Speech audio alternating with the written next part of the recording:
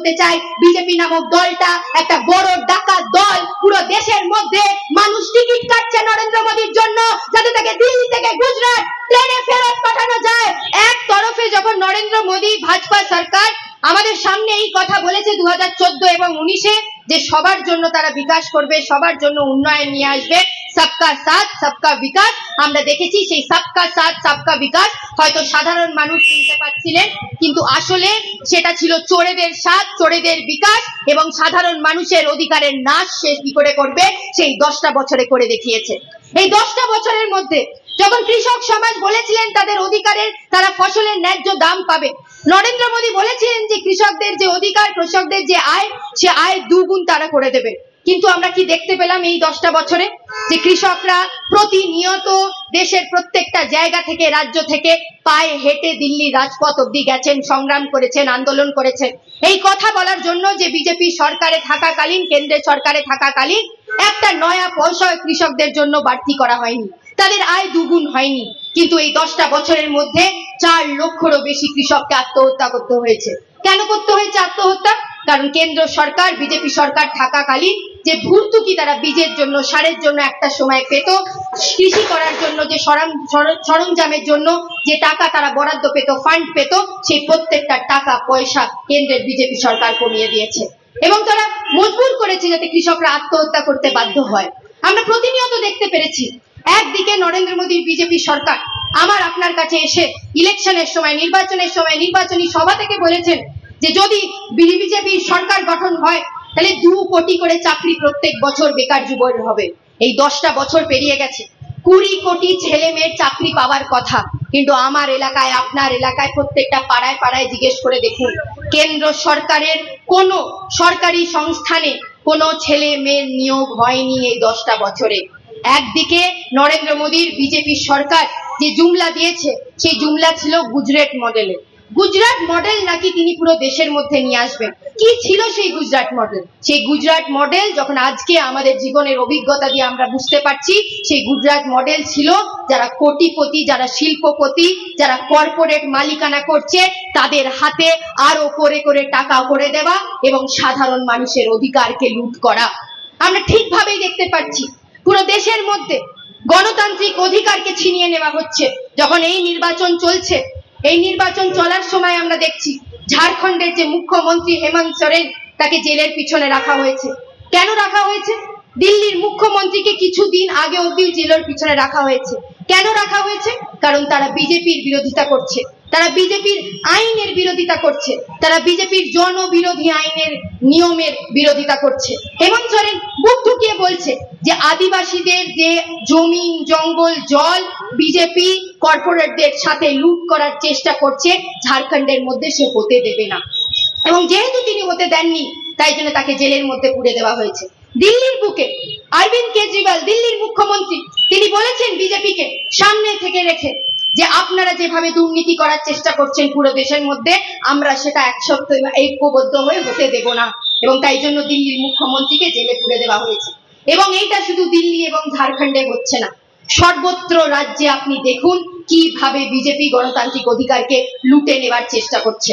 বলছে নরেন্দ্র মোদী, বলছে অমিত শাহ যে এবার যদি তারা নির্বাচনে জিতে কেন্দ্রের সরকারে আসতে পারে তো আগামী দিনে যে সংবিধান আছে, যে গণতান্ত্রিক অধিকার আপনার কাছে আছে, সেই গণতান্ত্রিক অধিকারকে ছিনিয়ে নেবে। তারা বলছে যে পুরো দেশের মধ্যে একবারই নির্বাচন হবে, বারবার করে পঞ্চায়েত, কর্পোরেশন, বিধানসভা নির্বাচন করার দরকার নেই, এবং এই দিয়ে পথ দেখিয়ে দিচ্ছে যে এই দেশের মধ্যে কি করে তারা রাজ করবে। একটা সময় আমাদের দেশের মানুষরা, শহীদ সেনানীরা তাদের রক্ত ঘাম ঝরিয়ে ইংরেজ সাম্রাজ্যবাদের বিরুদ্ধে লড়াই করেছিল। কেন লড়াই করেছিল? গণতান্ত্রিক আবহাওয়াকে, গণতান্ত্রিক অধিকারকে বাঁচানোর জন্য, ভোট দেবার অধিকারকে নিয়ে আসার জন্য, মানুষের সংবিধান থাকুক, ভারতের নাগরিকের কাছে সংবিধানে গণতান্ত্রিক অধিকার থাকুক তার জন্য। ভগৎ সিংরা, আশফাকুল্লাহ খানরা, বিভিন্ন প্রীতিলতা ওয়াদ্দেদাররা, বিভিন্ন শহীদ সেনানীরা সামনে থেকে লড়াই করেছেন যাতে ভারতের মানুষ, নাগরিকরা মাথা উঁচু করে বাঁচতে পারে এই দেশের মধ্যে। আজকে বিজেপি 10 বছর সরকারে থাকাকালীন সাধারণ মানুষ দেখেছেন তাদের যে অধিকার, সেই অধিকার নিয়ে কোনো কথা হয়নি। পার্লামেন্টের মধ্যে আমরা দেখতে পেরেছি যেই জায়গায় দাঁড়িয়ে থেকে আমার আপনার বাড়িতে সন্তানের শিক্ষার কথা, শিক্ষা শেষে রোজগারের কথা বলার কথা ছিল, সেই জায়গায় দাঁড়িয়ে থেকে শুধু কর্পোরেটরা কিভাবে দেশটাকে লুট করবে শুধু তার ব্যবস্থা নেওয়া হয়েছে। একটার পর একটা এই 10 বছরে রাষ্ট্রায়ত্ত সংস্থাকে বিক্রি করে দেওয়া হয়েছে, প্রাইভেটাইজ করা হয়েছে, বাজারিকরণ করা হয়েছে। আপনাকে আমাকে বলার চেষ্টা করা হয়েছে যে প্রাইভেটাইজেশন করলে, বেসরকারিকরণ করলে সেই সংস্থাগুলোকে নাকি বাঁচানো যাবে, কিন্তু ওপর দিকে আমরা দেখতে পেরেছি প্রত্যেকটা রাষ্ট্রায়ত্ত সংস্থাকে চুর চুর করে ভেঙে ফেলা হয়েছে। সেই জায়গায় রাষ্ট্রায়ত্ত সংস্থাকে বৃহত্তর করার জায়গায়, সরকারি আদলে আরো চাকরি কর্মসংস্থান তৈরি করার জায়গায় আমার আপনার বাড়ির যে ছেলে মেয়ে আছে, যার কাছে যোগ্যতা আছে, শিক্ষা আছে, আজকে সে ভিন্ন রাজ্যতে গিয়ে চাকরি খুঁজতে এই দিক থেকে ওই দিক তাকে ছুটে বেড়াতে হচ্ছে। আমরা দেখেছি আমাদের জীবনের অভিজ্ঞতা দিয়ে। আজকে যখন আপনারা বাজার এলাকায় আছেন, এই বাজার এলাকায় এত বিক্রেতা আছে, আমরা প্রতিনিয়ত দেখতে পাচ্ছি যে বাজারে গিয়ে জিনিস কিনতে গেলে মাথায় হাত পড়ে যাচ্ছে। জীবনদায়ী ওষুধ, এই জীবনদায়ী ওষুধ কিনতে গেলে কেউ প্রেসারের ট্যাবলেট নেন, কেউ সুগারের ট্যাবলেট নেন। আপনারা জানেন যে আজকের দিনে যদি 2 সপ্তাহ আগে কোনো ওষুধের দাম 70 টাকা ছিল, আজকে নির্বাচনের সময় সেই ওষুধের দাম বেড়ে যাচ্ছে 10 টাকা, 20 টাকা, 30 টাকা। 2014-তে যে ওষুধের দাম 100 টাকা ছিল, সে আজকের দিনে ওষুধের দাম 400 টাকা হয়েছে। এবং এইসব কেন হচ্ছে? কারণ বিজেপি নামক যে রাজনৈতিক দল, সে করাপশনকে, দুর্নীতিকে লিগ্যালাইজ করেছে আমাদের দেশের মধ্যে। এই বিজেপি 2014 এবং 19-এ বলেছিল যে দুর্নীতি মুক্ত ভারত গড়তে হবে, এবং দুর্নীতি মুক্ত ভারত গড়ার জন্য তারা যে উন্নয়নের কথা বলছিল, আজকের সময় দাঁড়িয়ে থেকে দেখেছি নোটবন্দির সময় তারা বলেছিল 15 লক্ষ করে টাকা আমার আপনার পকেটের মধ্যে আসবে, যে কালো টাকা বাইরে গেছে, বাজারে গেছে, সেই কালো টাকা ফেরত আনবে। আমরা বলতে চাই যে এই 10টা বছরে 15 লক্ষ টাকা অনেক দূরের কথা, 15 টাকাও মানুষ, আমার আপনার মতো মানুষ আমাদের অ্যাকাউন্টে পায়নি। এটা বাস্তব। আজকের দিনে এটা বাস্তব যে পুরো দেশের মধ্যে চুরি ডাকাতিকে যখন লিগ্যালাইজ করা হচ্ছে, আমাদের রাজ্যের অভ্যন্তরে কি হচ্ছে? আমাদের রাজ্যের অভ্যন্তরে 2011 থেকে আরএসএস এর ফ্যাক্টরি থেকে তৈরি করা তৃণমূল কংগ্রেস নামক রাজনৈতিক দলটাকে বসানো হয়েছে। কারণ তার আগে 34 বছর আগে তারা জানতো যে আরএসএস এই মাটিতে একটা দাঁত ফোটাতে পারেনি, এবং দাঁত ফোটানোর জন্য যদি তার কারুকে দরকার ছিল, সেটা মমতা ব্যানার্জি, অভিষেক বন্দ্যোপাধ্যায়ের মতো বড় বড় চোর ডাকাতদের দরকার ছিল। তৃণমূল কংগ্রেস নামক রাজনৈতিক দলটা দরকার ছিল যাতে সে বাংলাতে আসতে পারে। এবং আমরা দেখেছি 2011-র পর থেকে, এবং তার আগের অভিজ্ঞতা, বিজেপি যখন বাংলায় একটা দুটো সিট পেয়েছে, আপনি মনে করে দেখুন কি করে একটা দুটো সিট পেয়েছে। যখন মমতা ব্যানার্জি দৌড়ে দৌড়ে দিল্লি গেছে অটল বিহারী বাজপেয়ীর কাছে, বিজেপির সরকারের কাছে, যে তার মন্ত্রিত্ব চাই, এবং যেই মমতা ব্যানার্জি মন্ত্রিত্ব চাইতে গেছে, তখন পশ্চিম বাংলাতে আমরা দেখেছি বিজেপি একটা দুটো করে সিট পেয়েছে। এবং 2011-র পর আপনি অবস্থাটা দেখুন, যেই বিজেপি, যেই আরএসএস এর কোনো নামও নিশানা ছিল না এই পশ্চিম বাংলার মাটিতে, ধর্ম, জাত, ভাষা নিয়ে কোনো রাজনীতির পরিপ্রেক্ষিতে কথা হতো না, শুধু কথা হতো মানুষের রুজি রুটি নিয়ে, বিকল্প নিয়ে, শিল্প নিয়ে। সেই জায়গায় মমতা ব্যানার্জি জামাই আদর করে দিল্লি থেকে বিজেপি নামক রাজনৈতিক দলটাকে এই রাজ্যের মধ্যে টেনে এনেছে। আপনি প্রশ্ন করবেন না? আমরা এই কিছুক্ষণ আগেই আসছিলাম, আমরা কথা বলছিলাম যে বিজেপি একটা সভা করছে, এবং সভাতে যে বক্তা সেই শুধু শুনছে নিজের কথা, এবং 5টা 10টা মাইক লাগিয়ে রেখেছে যাতে মানুষ শুনতে পারে, কিন্তু তার সভাতে এই চেয়ারগুলো খালি পড়া আছে। যেই বিজেপি নামক রাজনৈতিক দল, যার কোনো সংগঠন নেই পশ্চিম বাংলার মাটিতে, সে কি করে ভোট পায়? এটা আপনাদেরকে প্রশ্ন করতে হবে। তারা ভোট পাইছে কারণ কি, যে তাদের মধ্যে সেটিং চলছে তৃণমূল এবং বিজেপিতে, এবং এই সেটিং আপনার আর আমার সামনে ক্লিয়ার। আমরা দেখেছি যে 2011-র পর 13টা বছর তৃণমূল একটা দুর্নীতির জায়গা তৈরি করেছে এই পশ্চিম বাংলার মাটিতে।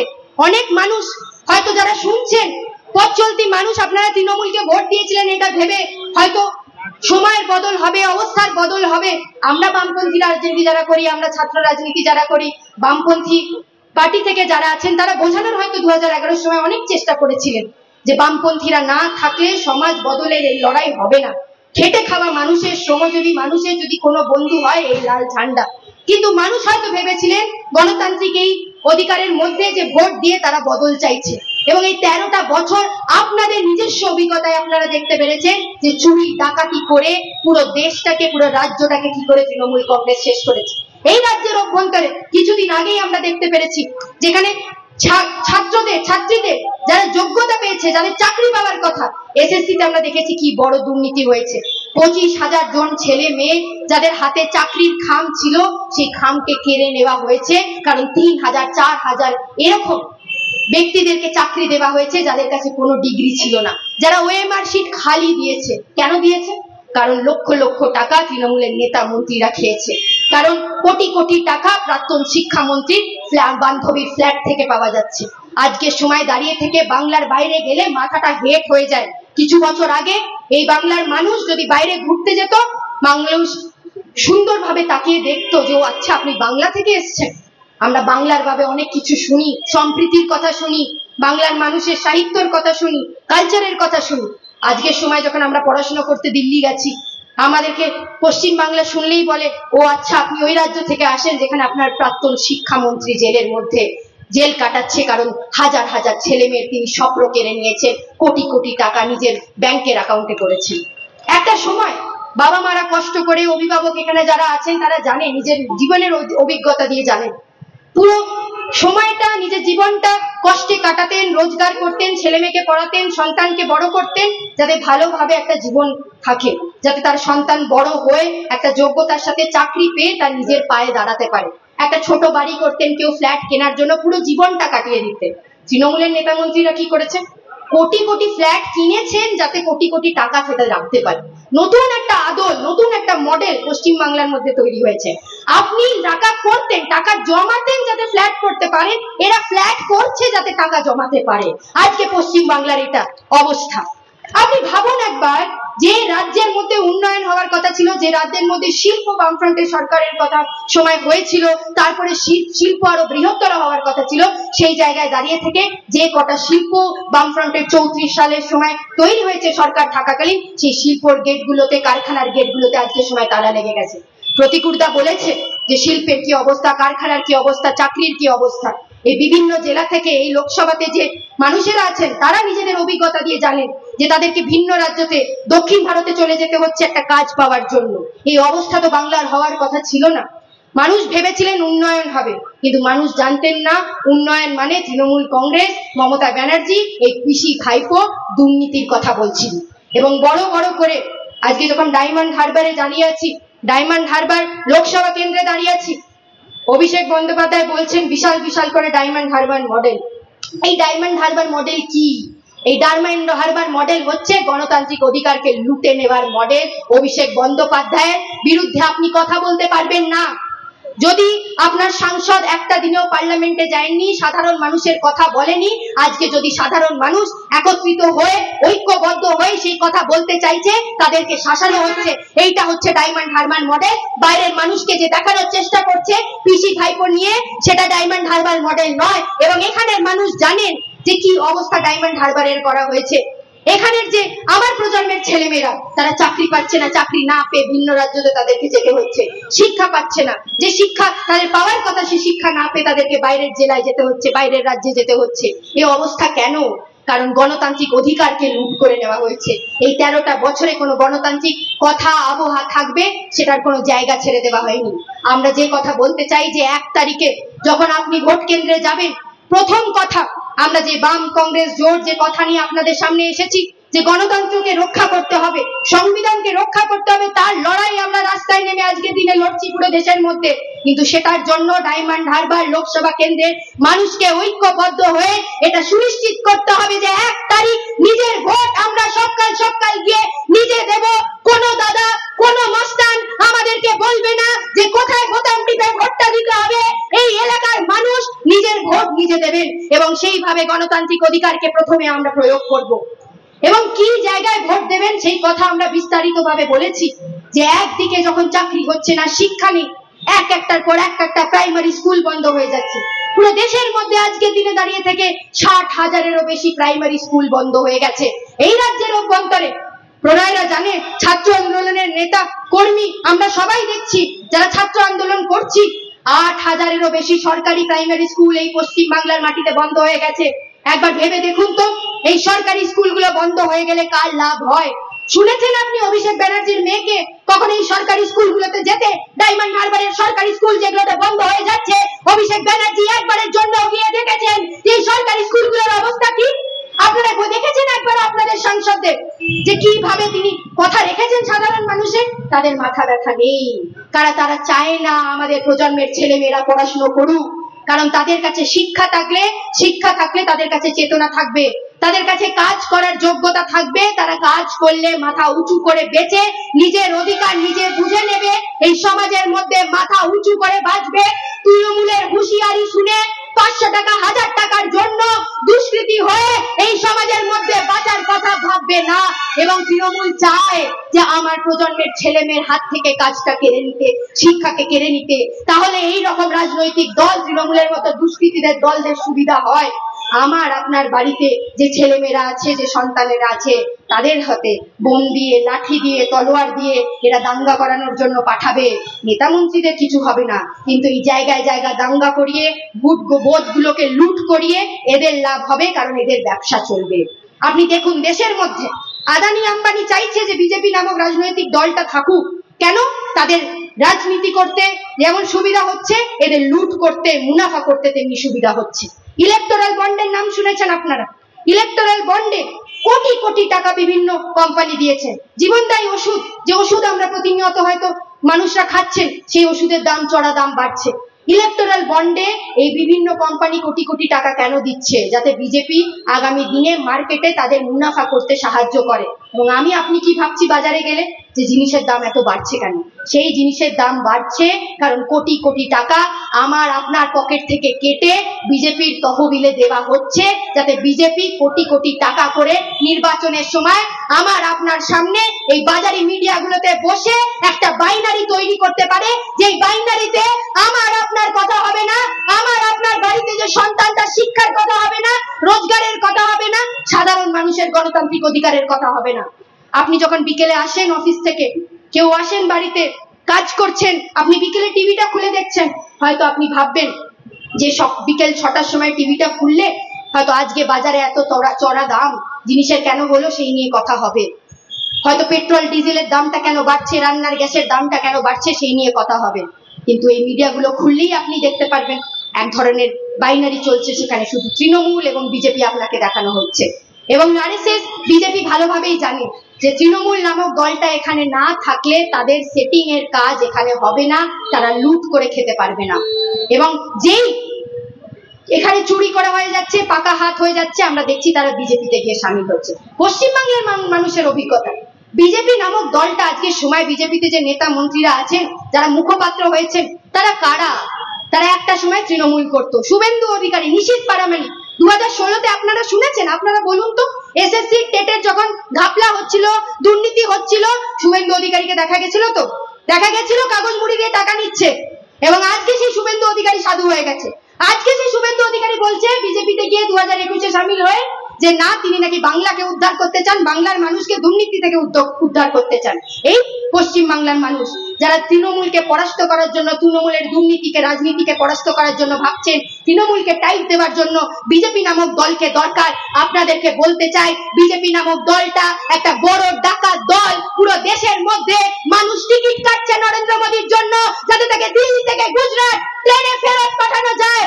আমাকে আপনাকে ঐক্যবদ্ধ করতে হবে গণতান্ত্রিক অধিকারকে রক্ষা করার জন্য, এবং এই বাংলার মানুষকে, ডাইমার হানপাড় লোকসভা কেন্দ্রের মানুষকে, তাই জন্য আমাদের আশা, অনুরোধ, আর্জি যে আপনারা বিপুল সংখ্যক ভোটে এই জোটকে জুটিয়ে একটা টিকিট কাটবেন নরেন্দ্র মোদীর জন্য, অবশ্যই, যাতে সে দিল্লি থেকে গুজরাট ফেরত চলে যায়। কিন্তু আরেকটা জিনিসও আমাদেরকে ঐক্যবদ্ধ করতে হবে, যদি আরএসএস বিজেপিকে হারাতে হয়, তাহলে এই রাজ্যের মধ্যে তৃণমূল নামক দলটাকে প্রথমে হারাতে হবে, কারণ তারাই বিজেপির জন্য জায়গা করে দিয়েছে একটা ভুয়ো, এবং তার সাথে বিজেপিকেও হারাতে হবে। এই রাজ্যের মধ্যে ঐক্যবদ্ধভাবে এই বাম কংগ্রেস ধর্মনিরপেক্ষ গণতান্ত্রিক জোটকে জেতাতে হবে। আমাদের আশা, ভরসা যে মানুষ তার জীবনের অভিজ্ঞতা দিয়ে এই 10-13টা বছর যেভাবে আপনারা দেখেছেন যে পুরো দেশের মধ্যে কিভাবে নারী নির্যাতন হচ্ছে, একদিকে মণিপুর দাউ দাউ করে জ্বলছে, আরেকদিকে আমরা দেখতে পাচ্ছি এই রাজ্যের অভ্যন্তরে মারা, বোনেরা, মাসিরা কিভাবে একসাথে এসে সন্দেশখালিতে বলছে যে তৃণমূলের দুর্নীতিবাজরা কিভাবে সেখানে শোষণ করার চেষ্টা করছে। সবাই ঐক্যবদ্ধ হচ্ছে যে তৃণমূল দুর্নীতি করছে, কিন্তু বিজেপি যে বড় বড় গলায় কথা বলছেন, সেই আওয়াজকে রুখে দাঁড়ানোর দরকার। আমরা একটা ভিডিও দেখছিলাম, রিল দেখছিলাম ফেসবুকের মধ্যে, যেটা নিয়ে আমি শেষ করব। রিলে দেখাচ্ছে একটা ভিডিও যেখানে একজন ফল বিক্রেতা মানুষ, ভীষণ বয়স্ক, এবং তিনি রাস্তার ধারে ফল বিক্রি করছেন। এবং যখন তিনি ফল বিক্রি করছেন হঠাৎ করে একটা গাট্টা গোট্টা ছেলে বাইকে এসে তাকে বলছে, ও কাকা এখানে ফল বিক্রি করা যাবে না, ভীষণ হুম্বি তুম্বি দিয়ে তাকে ভয় দেখানোর চেষ্টা করছে। সেই মানুষটা গরিব মানুষ, রোজগার করেন, তিনি ফল বিক্রি করে তিনি রোজগার করেন, তিনি ভয় পেয়ে গেছেন। হঠাৎ করে উল্টো দিক থেকে একটা ছেলে ভালো সেজে এসে তাকে বলছে, এই তুই এই কাকাকে বিরক্ত করবি না, কাকা এখানেই বিক্রি করবে ফল, আপনি এখান থেকে সরবেন না, এবং তাকে সাহায্য করার চেষ্টা করছে। কিছুক্ষণ পরে এই গাট্টা গোট্টা ছেলে যে ধমকাচ্ছিল চমকাচ্ছিল সে বাইক নিয়ে চলে যায়, এবং এই ছেলেটা দাঁড়িয়ে সেই কাকাকে জিজ্ঞেস করে যে আপনি ফল কত টাকায় বিক্রি করছেন। তখন সেই কাকা বলে যে আমি তো 100 টাকায় বিক্রি করছি, কিন্তু আপনি ভালো মানুষ তাই জন্য আপনাকে 50 টাকায় দেবো। তখন এই ছেলেটার হাতে প্যাকেটে করে সেই ফলটা দেয়, এবং এই ছেলেটা যখন হাতের প্যাকেটে ফলটা নেয় 50 টাকা, কিছুক্ষণ পরে দেখে আবার সেই গাট্টা গোট্টা ছেলে যে বাইকে চলে গেছিল ধমকিয়ে চমকিয়ে আবার ফেরত আসছে। যেই ফেরত এসেছে তারপরে দেখা যায় যে এই ছেলেটা যে ভালো সাজছিল এতক্ষণ ধরে, সেই ছেলেটার পিছনে বাইকে বসে ঠোঙা দেখিয়ে ওই ফল বিক্রেতাকে চলে যায়। পশ্চিমবাংলার মানুষের অবস্থা হয়েছে এই ফল বিক্রেতার মধ্যে। এতদিন তৃণমূল এসে লুটপাট করে খেয়েছে, এখন বিজেপি বিশাল বাংলা দরদি হয়ে আমার আপনার সামনে একটা মুখোশ পরে দেখানোর চেষ্টা করছে যে তারা বাংলার মানুষকে বাঁচাবে, কিন্তু আসলে তা নয়। তৃণমূল দুর্নীতি যত করেছে, চুরি যত করেছে, বিজেপি আগামী দিনে হাত শক্ত করে আরো বড় ডাকাতি চুরি করতে চায়, গণতান্ত্রিক অধিকারকে লুটে নিতে চায় পশ্চিমবাংলার মানুষকে। তাই জন্য আপনাদেরকে পক্ষ নিতে হবে, আপনাদেরকে পক্ষ নিতে হবে 1 তারিখে। আপনাদেরকে পক্ষ নিয়ে এই আর্জি করতে হবে যাতে সকলে মানুষে মিলে ঐক্যবদ্ধভাবে গণতান্ত্রিক অধিকারকে রক্ষা করার জন্য যায়। প্রতিকুর দা আমাদের যে প্রার্থী, জোটের প্রার্থী, বিস্তারিতভাবে বলেছেন। প্রতিকুর দা ছাত্র আন্দোলনের নেতৃত্ব দিয়েছেন এত বছর। আমরা যে এখানে সাংসদকে দেখেছি অভিষেক বন্দ্যোপাধ্যায়, তাকে কোনো সংগ্রামে আন্দোলনে আপনি দেখতে পারেননি। আমি যখন আসছিলাম এখানে লোকসভা কেন্দ্রতে আমি ভাবলাম যে একবার দেখি যে অভিষেক বন্দ্যোপাধ্যায়কে তো মিডিয়া এবং ইডি সিবিআই এর অফিস ছাড়া দেখা যায় না। সংসদে কতবার তাকে দেখা গেছে, কতবার প্রশ্ন করেছেন ডায়মন্ড হারবার লোকসভা কেন্দ্রের মানুষের জন্য, দেখলাম যে সে অ্যাটেন্ডেন্সই নেই তার পার্লামেন্টের মধ্যে। সংসদ হয়ে গেছেন কিন্তু সংসদের কাজ কোনোদিন দিল্লিতে গিয়ে করেননি তিনি। এমপি ল্যাডের ফান্ড কোথায় গেছে সাধারণ মানুষকে জিজ্ঞেস করলে তারা বলতে পারছে না। এবং এইরকম যখন অবস্থা, আমরা বলতে চাই যে জোটের যে প্রার্থী আমাদের কমরেড প্রতিকুর রহমান কোনো এমনি প্রার্থী নয়। তিনি লড়াই আন্দোলন থেকে উঠে আসা একজন ব্যক্তি, যিনি প্রতিনিয়ত চোখে চোখ রেখে মমতা ব্যানার্জির পুলিশকে, দুর্নীতিবাজদের চোখে চোখ রেখে কলকাতার রাজপথ হোক, প্রত্যেকটা এলাকায় হোক লড়াই দিয়েছেন, আন্দোলন করেছেন। সাধারণ মানুষের যে কণ্ঠস্বর, সেই কণ্ঠস্বরকে শক্তিশালী করে তুলেছেন। আমরা প্রতিনিয়ত দেখতে পেরেছি তৃণমূল চেষ্টা করেছে 2011 পরে সন্ত্রাস করতে, এই লাল ঝান্ডাকে, এই আমাদের শ্বেত পতাকাকে চেষ্টা করেছেন বলার জন্য যে দূরবীন দিয়ে খুঁজতে হবে, চেষ্টা করেছেন ধমকানোর চমকানোর, আমাদের রাজনীতিকে শেষ করে দেওয়ার মতো। কিন্তু প্রতিকুর রহমানের মতো ব্যক্তিরা যখন ছাত্র আন্দোলনের নেতৃত্ব, তারা সামনের সারি থেকে লড়াই করেছেন। তারা তৃণমূল কংগ্রেসকে একটা কথাই বলেছেন যে বামপন্থীদের যতই মারো, যতই কাটো, যতই খুন করে দাও, তাদের আদর্শকে মারা যায় না। একজনকে মারলে হাজার হাজার বামপন্থী মানুষ লাল ঝান্ডা বেরিয়ে আসে। এবং আজকের দিনে দাঁড়িয়ে থেকে ডায়মন্ড হারবার লোকসভা কেন্দ্রের এই মানুষ আমাদের দেখিয়ে দিয়েছে। অভিষেক বন্দ্যোপাধ্যায় চেষ্টা করেছে এই কটা দিনে, এই কটা মাসে যাতে মানুষ বেরিয়ে না আসতে পারে, যাতে মানুষ কথা না বলতে পারে, যাতে মানুষ বিকল্প তৈরি না করতে পারে। কিন্তু এখানের সাধারণ মানুষ দেখিয়ে দিয়েছে লড়াই করে, আন্দোলন করে, যে বিকল্প আমরা তৈরি করব। বিকল্প সাধারণ মানুষের হবে। আপনি হয়তো সিপিএম নাই করতে পারেন, আপনি হয়তো লাল ঝান্ডায় বিশ্বাসী নাই হতে পারেন, কিন্তু একবারের জন্য ভেবে দেখবেন যে কার পক্ষে ভোটটা দিচ্ছেন, যে প্রতিনিয়ত দুর্নীতি করে নিজের জন্য 5টা 6টা করে অট্টালিকার ব্যবস্থা করছে, কিন্তু আপনার বাড়ির যে ছাদ সেটাও চুরি হয়ে যাচ্ছে আজকের দিনে দাঁড়িয়ে থেকে। আপনাদেরকে পক্ষ নিতে হবে যে আগামী 5টা বছর পশ্চিমবাংলার ভবিষ্যৎকে কার হাতে আপনি দিতে চান। 1 জুন একবার ভোট আসবে, কিন্তু 5টা বছর আমাদেরকে কাটাতে হবে, আপনাদেরকে কাটাতে হবে, পশ্চিমবাংলার মানুষকে কাটাতে হবে। এই গণতান্ত্রিক অধিকার যারা লুট করছে, মানুষের, সাধারণ মানুষের শিক্ষা রোজগারের যে অধিকার যারা লুট করছে, তাদের হাতে আমরা পশ্চিমবাংলা ছেড়ে দেব। পুরো দেশের মধ্যে বিজেপি নামক যে শাসক দল, যারা ধর্মের নামে, জাতের নামে, ভাষার নামে রাজনীতি আজকে সময় দাঁড়িয়ে থেকে করতে চাইছে, তাদের হাতে আমরা ছেড়ে দেব বাংলাকে, পুরো দেশকে। না, সেটা আমরা হতে দিতে পারি না।